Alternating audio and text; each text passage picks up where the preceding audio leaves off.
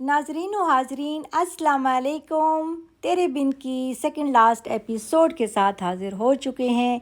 तो मीरब जो है हॉस्पिटल से आ गई अपनी बेटी को लेके, और उसकी सहेली भी उसके घर पहुंच गई है, और जो है उसको कह रही है कि तुम परेशान नहीं हो, सारा बिल भी मैं पे करूँगी। और उसके स्टिचेस भी इतने आए हैं, जो है वो मीरब कहती है कि इतनी खून बह गया और स्टिचेस लगे हैं, पता नहीं कहाँ पे स्टिचेस लगे हैं, कहाँ पे चोट लगी है। ना बच्चा वो रोया है, ना उसका कोई जो है उसको तकलीफ़ हुई है, और ना ही कहीं खून। वैसे तो ये ज़रा सा वो उंगली कटती है तो उनका खून खून खून हो जाता है और ये बेहोश हो जाते हैं। बहरहाल ड्रामा है।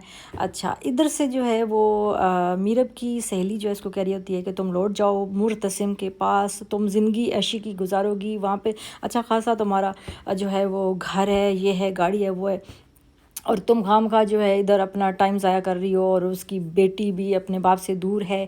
और मज़े की बात यह है कि जो इसके जो है फ़र्ज़ी माँ बाप जो बने हुए हैं, वो मीरब को वो बेडरूम में बता रही होती है और वो लॉन में कहीं होते हैं और वो सुन लेते हैं। कहाँ पे इनके जो है वो पास खड़े होते हैं तो नहीं सुनते, और कहाँ पे ये वो दूर मीलों दूर भी हों तो ये सुन लेते हैं। बहरहाल इनके कान बहुत तेज़ भी होते हैं और कभी ये बहरे हो जाते हैं वक्त आने पे। तो जो है ना मीरब उसको कहती है कि जो है वो सोचती हूँ मैं इस बारे में, और जो है वो करते हैं कुछ। तो वो कहती है ठीक है फिर मुझे बता देना। और जो है मीरब की जो फ़र्ज़ी माँ बाप हैं वो इसको समझा रहे हैं कि तुम अब मुर्तसिम के पास वापस चली जाओ, हम बूढ़े हैं, हमारा कुछ पता नहीं है कि हम मर कब जाएँ, तो तुम्हारा कोई पता नहीं होगा, और तुम्हारी बेटी है, ये है, वो है। तो मीरब कहती है कि ठीक है, मैं सोचती हूँ इस बारे में। और मीरब फ़ैसला कर चुकी होती है, और फिर उसके बाद जो है सहेली को बुलाती है और उसको कहती है कि चलें अब मुर्तसिम के पास, मुझे लेके जाओ, और मैं उसको मिलना चाहती हूँ और उसकी बेटी को भी उससे मिलाना चाहती हूँ। तो ये जो है मीरब जो है अपना सामान बांधती है, अपना सामान पैक करती है। पता नहीं मीरब के पास तो कुछ भी नहीं होता तो इतना सामान भी हो जाता है। बहरहाल तो जो है इधर जो है वो ख़्यालों में जो है वो मीरब का जो बाप है वो ये सोच रहा होता है, उधर से मीरब सोच रही होती है कि जो है मेरा बाप जो है वो दो इसके बाप थे, एक फ़ौत हो गया। अभी तक मीरब को नहीं पता कि इसका जो बाप जिसने इसको पाला है वो फ़ौत हो चुका है। और जो है वो इसके लिए जो है वो मुर्तसिम जो है उसको चोटें लगी हुई हैं, और मीरब को भी चोटें लगी हुई हैं। कभी मीरब के हाथ पे चोट आ जाती है, कभी जो है वो सर पे आ जाती है, कभी दाएं तरफ आ जाती है, कभी बाएं तरफ पट्टी बन जाती है। खैर ये भी कोई मैजिक होता है कि इनकी जो है वो कभी दाएं बाजू पे पट्टी बंदी होती है, कभी बाएं बाजू पे, और जब दिल करता है कहीं पे पट्टी बांध देते हैं। तो खैर जो है मीरब जो है अब सहेली के साथ अब जा रही है, तो सोचों में गुम है। और सहेली जो है इसको गाड़ी में लेके जा रही है और बड़े मज़े से जा रही है, मतलब पेट्रोल की भी उसको कोई टेंशन नहीं है, कोई फ़िक्र नहीं है कि एक जो है वो इतनी दूर जो है वो उसको लेके जा रही है, अच्छा खासा पेट्रोल भी लगना है। और उसको तो उम्मीद नहीं है ना कि मुर्तसिम उसको देगा या ये उसका एहसान लेगी। बहरहाल तो ना इसको वो शो करती है। तो वो बहुत अच्छी सहेली है इसकी, और इतनी अच्छी सहेली है कि इसको पीछे बिठाया हुआ है, मतलब अपनी जो है बेस्ट फ्रेंड को इसने पीछे बिठाया हुआ है, और फ्रंट सीट पे किसको बिठाया हुआ है, वो एक रक्षा ड्राइवर है जिसको वो जानती भी नहीं है, जिसका उसके साथ ताल्लुक़ वास्ता नहीं है, और अपनी सहेली को इसने पीछे बिठाया हुआ है और उस बंदे को आगे बिठाया हुआ है। अजीब कोई बेहयाई है और अजीब इनकी फ्रैंकनेस है कि जो है अनजान बंदे को भी आगे बैठा लेती हैं। बहरहाल इस चीज़ पे किसी को भी इतराज़ नहीं होता, वैसे 100 इतराज़ात हो जाते हैं छोटी छोटी चीज़ों पे, और कहीं पे बड़ी बड़ी चीज़ों पे कोई इतराज़ नहीं होते। तो वो जो है मीरब की जो बेटी है वो सोई हुई है, लेकिन उसके कहीं पे स्टिचेस, कहीं पे चोट, क्योंकि उसी दिन का वाक़या है, उसी दिन की बातें हैं सारी। और जो है वो अगले दिन ये लोग चल पड़े हैं, लेकिन कहीं से भी उसका कोई ज़ख़म, कोई निशान, कोई स्टिचेस नहीं दिखाए गए हैं। और ये जो इसकी सहेली है बड़ी जो अच्छी सहेली है, बड़ी सब्र वाली है, और गाड़ी ड्राइव कर रही है, एक ड्राइवर, रक्षा ड्राइवर के साथ बैठ के वो खुद ड्राइव कर रही है, और बहुत अच्छी यानी कि मिलनसार सी सहेली है ना। तो इसलिए जो है वो ड्राइवर, रक्षा ड्राइवर को साथ बैठाया हुआ है, और बहुत ज़्यादा इस चीज़ का भी एहतमाम करती है। अच्छी बात है, ख्याल रखना चाहिए गरीबों का, उनको इज़्ज़त देनी चाहिए, उनका एहतराम करना चाहिए, और हर मुमकिन कोशिश करनी चाहिए। बहरहाल तो ये रवां दवां हैं सफ़र पे, और जो है वो मीरब जो है वो ख्यालों में गुम है। अच्छा, ये पूरा ड्रामा जो है ना वो ख्याली पुलाव है, पूरा ख्याली पुलाव पक रहा है, पता नहीं अब नीला पक रहा है, पीला पक रहा है, या लाल पकेगा, ये तो अब सेकंड लास्ट एपिसोड है, अभी लास्ट एपिसोड में पता चलेगा। ادھر جو ہے وہ اماں جان جو ہیں وہ ماں بیگم وہ اپنے جو ہے وہ دیور سے کہہ رہی ہیں کہ تم جو ہے وہ مرتسم کا نکاح ہے تو تم نے لازمی آنا ہے. تو وہ کہتا ہے کہ میں نہیں آ سکتا کیونکہ میری بیٹی کا اس کے ساتھ نکاح ہو چکا ہے اور میری بیٹی کا انتظار نہیں کیا آپ لوگوں نے اور جا رہے ہو. اور ماں باپ اوپر سے جو ہے وہ مرتسم جو ہے وہ ناراض بھی ہے اور شکل بھی بنائی ہوئی ہے لیکن نکاح بھی کر رہا ہے.